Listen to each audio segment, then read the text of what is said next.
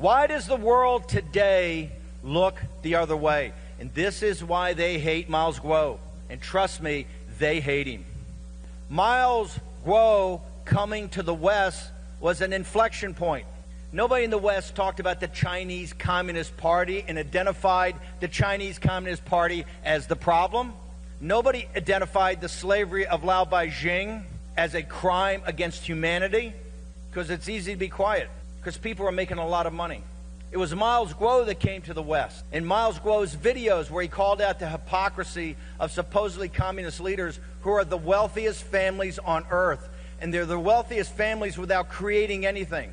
They've never created anything. They've never made anything. They've never produced anything. What have they done? They've run a gulag of 1.4 billion people, and they've stolen their wealth.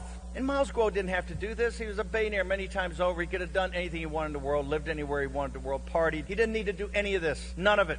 And remember, if he had kept his mouth shut and played along like everybody else, he'd be one of the richest guys in the world, and he certainly wouldn't be on the 4th of June in the year of our Lord 2023 sitting in a federal prison. That's courage. What I've seen is he's changed the direction of the world because he's identified them as a transnational criminal organization, helped, created by and empowered by the United States State Department and people like General George Marshall. And then 50 years later, with the blood not even dry on the stones in Tiananmen Square, supported again.